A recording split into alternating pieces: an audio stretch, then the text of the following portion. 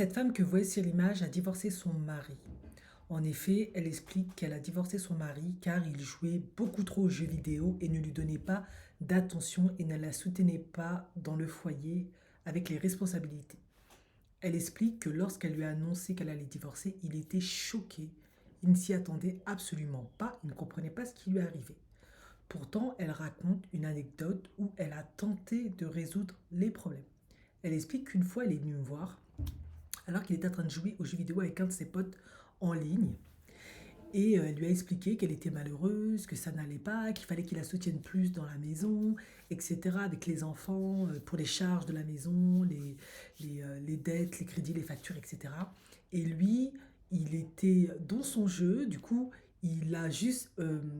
il y a le casque, il a juste bougé un peu le casque pour l'écouter, mais il était toujours dans son jeu, il était là, ouais, qu'est-ce que tu dis? Non, non, mais c'est ma femme qui me parle. Et ça l'énervait. Et elle lui disait, non, mais là, arrête ton jeu, on discute, on doit résoudre nos problèmes, etc. Et pendant tout le long où elle était en échange avec lui, du moins elle essayait d'être en échange avec lui, il ne décrochait pas de son jeu. Et du coup, bah, elle en a eu marre, elle s'en est allée. Et du coup, bah, la suite n'ayant pas arrangé les choses, elle a divorcé. Maintenant, elle explique que ça n'allait pas dans ce foyer parce que visiblement son mari ne prenait pas ses responsabilités. Visiblement, c'est elle qui devait s'occuper des enfants, qui devait payer les factures. Elle devait faire beaucoup de choses visiblement que lui ne faisait pas.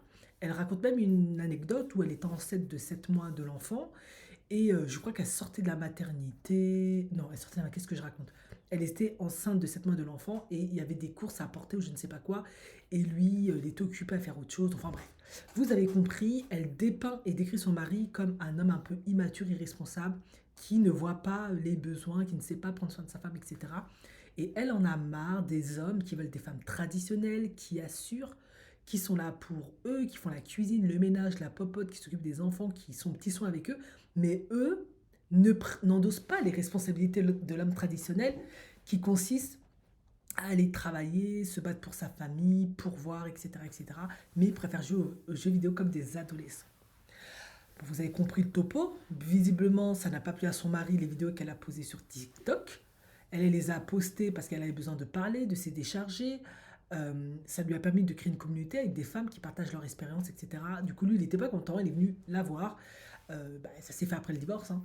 Et il lui a reproché pourquoi tu racontes ma vie sur les réseaux sociaux, pour ton succès, ton bonheur. Tu déballes toute ma vie, tu me tapes la honte comme ça. Maintenant, tout le monde me prend pour un bolos.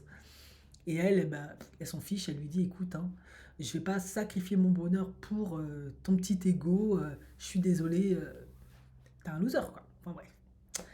Du coup, c'est la crise. En effet, il y a certaines femmes qui divorcent leurs hommes à cause des jeux vidéo. Et il y a des femmes comme l'actrice Sarah Michelle Gellar, celle qui a fait Buffy contre les vampires, si vous vous en souvenez, qui explique que son mari, il joue aux jeux vidéo comme pas deux, et qu'elle elle est même entrée dans un groupe pour ça, mais elle s'est fait à l'idée que c'était son truc. En effet, les jeux vidéo, ça dépend. Mais il y a beaucoup, beaucoup d'hommes, énormément d'hommes, parce que cette femme aussi a reçu des retours d'hommes, de plein d'hommes qui lui ont dit mais laisse jouer ton mari aux jeux vidéo, il est stressé, il travaille dur, il a besoin de se détendre, de se relaxer.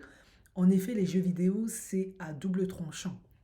C'est un outil, un moyen pour beaucoup de jeunes adolescents, soit de fuir la réalité, soit pour beaucoup d'hommes qui ont des responsabilités, qui bossent, qui voilà, de gérer leur stress, de lâcher prise, de penser à autre chose, de ne pas être concentré là.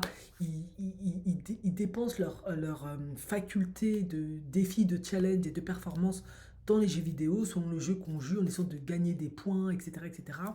Voilà, et ça les relaxe, ça les détend. Et après, ils sont beaucoup plus opérationnels pour aller de nouveau se battre.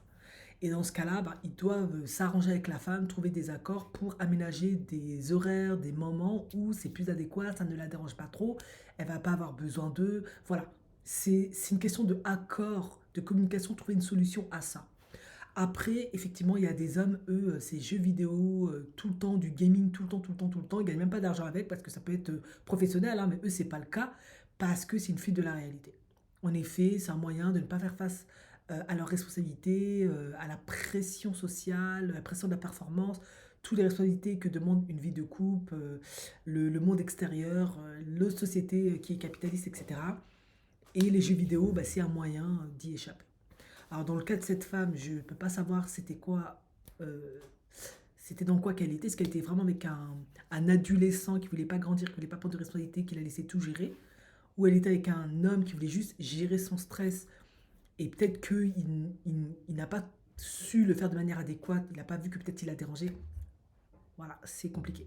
Ce qui est sûr, c'est quand un homme joue aux jeux vidéo, qu'il est à fond dedans, ça sert à rien d'aller lui parler, il va vous étrangler parce que quand il est focus, c'est son moment, il est dans sa petite grotte, faut laisser. Vaut mieux lui parler après, quand il est dispo, à tête reposée, machin.